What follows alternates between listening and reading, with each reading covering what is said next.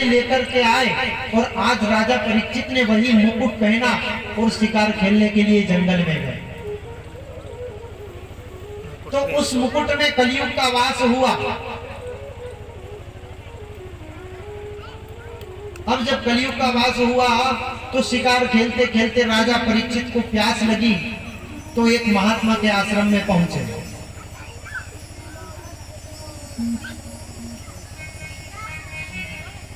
समीक ऋषि उनका नाम है।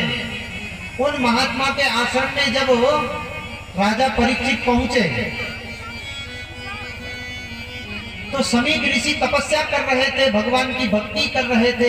राजा परीक्षित ने कहा कि मुझे पीने के लिए जल चाहिए। समीक ऋषि ने नहीं सुना क्योंकि समाधि में लीन थे। अब राजा परीक्षित के माथे पर कलयुग बैठा हुआ था।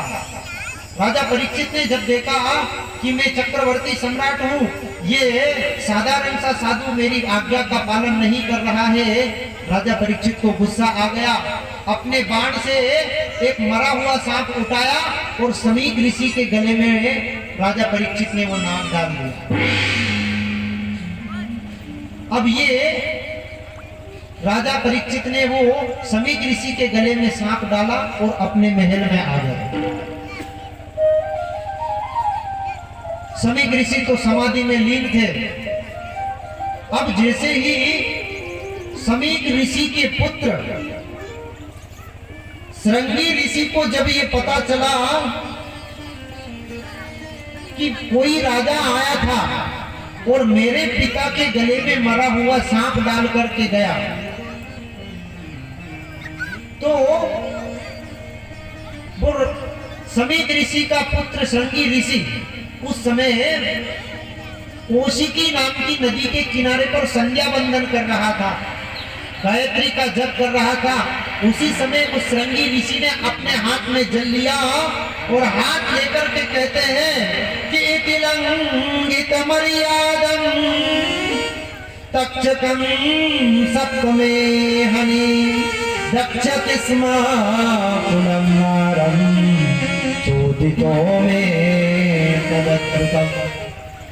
उस श्रृंगी ऋषि ने हाथ में जल लिया और हाथ में जल लेकर के और श्रृंगी ऋषि ने कहा कि जिस राजा ने मेरे पिता के गले में मरा हुआ सांप डाला है, आज से 7वें दिन उस राजा को तक्षक नामक नाग काटेगा और उस राजा की मृत्यु हो जाएगी।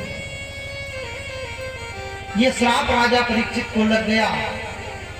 बाद में जब समीक ऋषि की समाधि खुली तो उनको बड़ा दुख हुआ। अपने पुत्र को डांटा कि राजा परीक्षित को तूने ऐसा श्राप क्यों दिया है। अब समीक ऋषि ने गौरवमुख नाम का अपना शिष्य था, वो राजा परीक्षित के पास भेजा और राजा परीक्षित से कहा कि मेरे पुत्र ने तुम्हें श्राप दिया है और आज से 7वें दिन तुम्हारी मृत्यु हो जाएगी तक्षक नाग के काटने से। राजा परीक्षित अगर 7 दिन में कुछ मुक्ति का उपाय कर सकता है तो कर ले। राजा परीक्षित को जब ये पता चला, वो गुरु का शिष्य वापस आ गया। राजा परीक्षित ने प्रातः काल ही अपना राज्य पाठ अपने पुत्र जन्मेजय को दिया और राज्य पाठ घर बार परिवार सब छोड़कर जंगल में आकर तपस्या कर, जंगल में आकर और वही हजारों ऋषि महात्मा बैठे हुए हैं और उनके बीच में आकर राजा परीक्षित भी बैठ गए, भगवान की भक्ति करने लगे।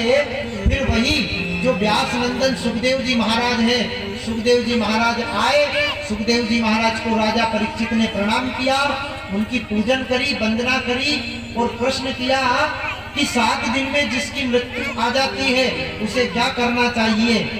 फिर सुखदेव मुनि ने राजा परीक्षित को यही श्रीमद् भागवत महापुराण की कथा सुनाई है और इस श्रीमद् भागवत महापुराण की कथा के प्रभाव से राजा परीक्षित 7 दिन में ही मुक्ति को प्राप्त हो गया।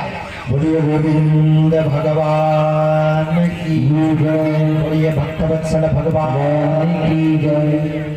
तो जाता है राजा परीक्षित के जन्म की कथा पर आज यहीं पर कथा को विश्राम दिया जाता है।